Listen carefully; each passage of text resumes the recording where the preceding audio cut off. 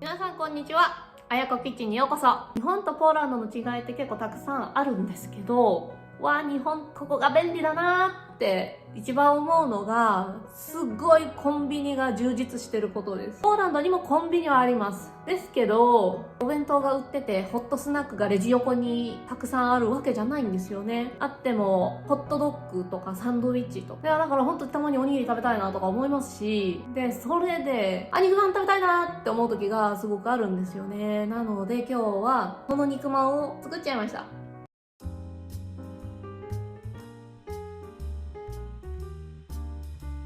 では肉まんの皮を作っていきます。こちらは生イースト、その中にお砂糖を入れます。そしてこれはぬるま湯、それも入れます。そしてこの中でイーストとお砂糖をしっかり溶かしてあげます。このぬるま湯なんですけど、必ず温度は40度を超えないようにしてください。40度を超えてしまうとイーストの菌が死んでしまいます。イーストとお砂糖が溶けたら OK です。そしてこのイーストの液を10分間放置します。イーストを活性化させてあげます。こちらポーランドのラードです。スマレツと言います。ポーランド料理に結構ラードを使うことがあって、結構こちらで手に入りやすいんですけど、今回肉まんの皮にはこちらのラードを使用していきます。もしちょっとラード嫌だなっていう方はラードの部分をサラダ油に変更していただいても構いません。これから生地を練っていきます。こちらは薄力粉と強力粉すでに合わさって入っています。その中にまずお塩を入れます。塩、ベーキングパウダー、砂糖で、こちらラードです。最初からもう入れてしまいましょう。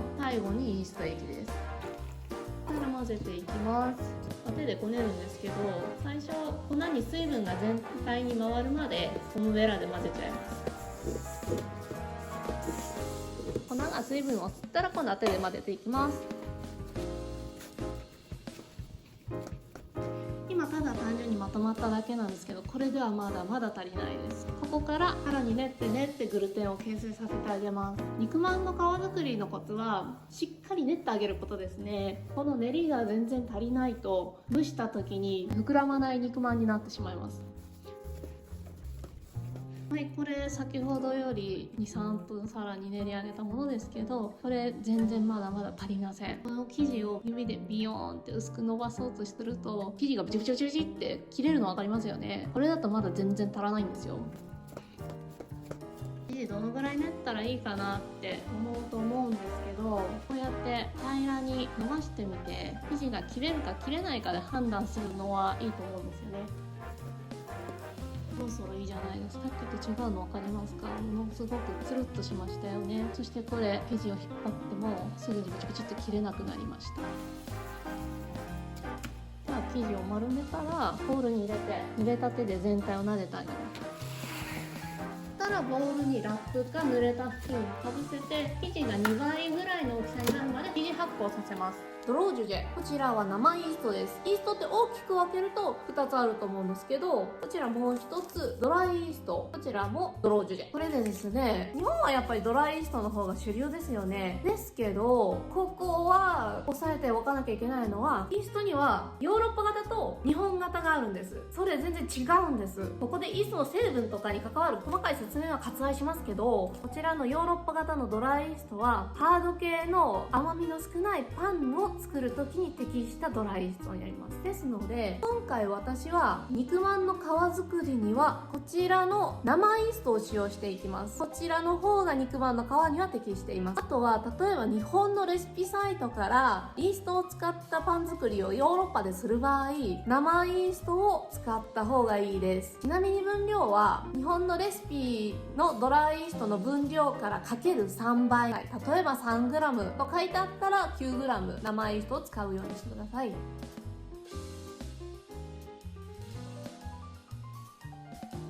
生地を8等分にしていきます。生地を取ったらここで少しガス抜きをしてあげます。そしたら8等分にするんですけれども、全部同じサイズに揃えるのが好きなので、ここで測りで測ります。これは任意でお願いします。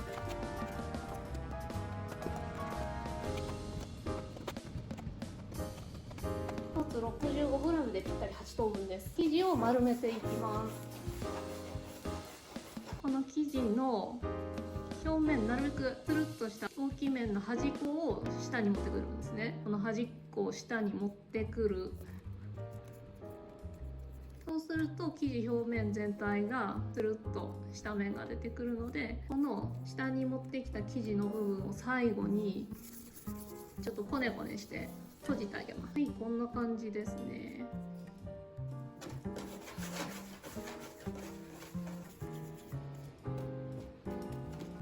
生地が全部丸まったら、ここに濡れ布巾かけてベンチタイムです。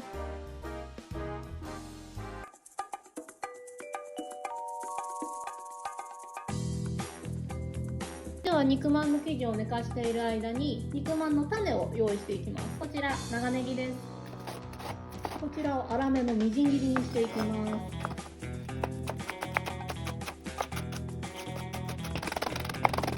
細かく切った長ネギを牛肉と豚肉の合いびき肉の中に入れていきます。こ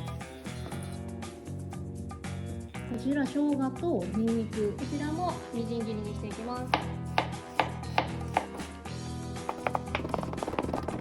こちらも同様にお肉に入れていきます。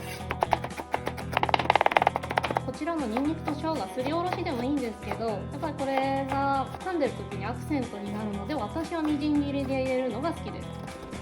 これもお肉に入れていきます。肉の中に調味料を入れます。こちら醤油、これはオイスターソースと甜麺醤それぞれ 5g ずつなんですけど、もし甜麺醤がないとかでしたらオイスターソース 10g でもいいです。お塩2つまみ、胡椒適量です。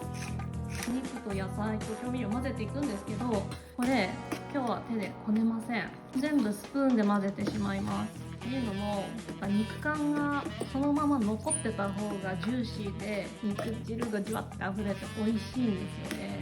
最初私もこれ手で練ってたんですけど、作っててなんかちょっともう手汚すのめんどくさいなと思ってスプーンで混ぜた時に、あれこっちのが美味しいんじゃないってなったのが始まりです。あまりお肉を潰しすぎないようにスプーンの背で混ぜていくのがポイントです。種がまとまるようになってきたらこれで OK です。そしたらですね、8等分していきます。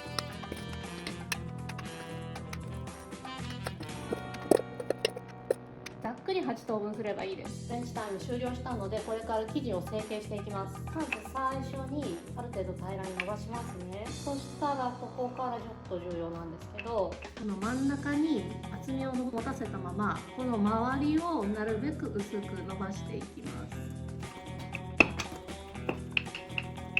だいたい直径12、3センチぐらいの丸に伸ばします。そしてここに肉まんのあんのせますね。そしたらここから包み方なんですけど、まずここの端っこビーンって伸ばして、でこれてっぺん持ってきます。そしたらこのてっぺん中指で押さえますよ。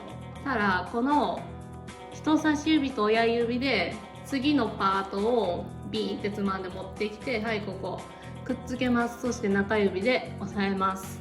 次のパートをビーンって伸ばして持ってきて、てっぺん持ってきて中指で押さえます。中指で押さえてるてっぺんを潰さないことが重要です。潰すとこの空いてるスペースからお肉ビヨーンって出てきちゃうので、押さえたまんま人差し指と親指でつまんで持ってくる、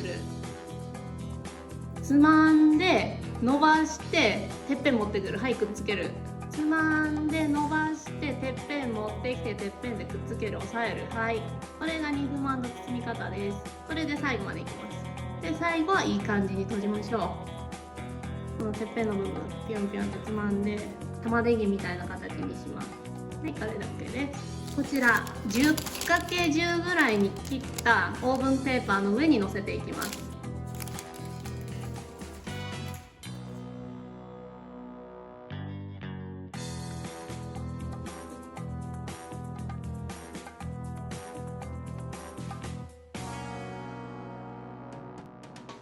では包み終わった肉まんに手に水つけて肉まんの周りを撫でてあげます。肉まんが乾かないようにします。肉まんがここから 1.5 倍ぐらいのサイズになるまで二次発酵させます。では二次発酵が終えたので、これから15分蒸していきます。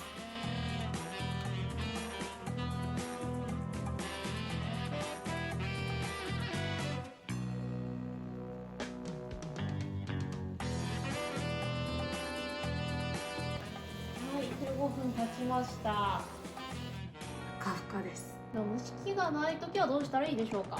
こちらのお鍋でも作れます。このお鍋にまずキッチンペーパー1枚敷きますね。そしたらこういった感じの小皿を敷きます。平らな面が上に来るようにしてください。ここに熱湯を注ぎます。分量は小皿が半分浸かるぐらい。はい、そして火つけます。そしたら小皿の上に肉まんを置いていきますよ。もちろんこの肉まんは二次発酵が済んでいるものです。はい、ではお鍋の中に肉まんを置きましたら蓋していきます。この沸騰した状態を保ったまま15分蒸し上げます。いい感じにふわふわしてます。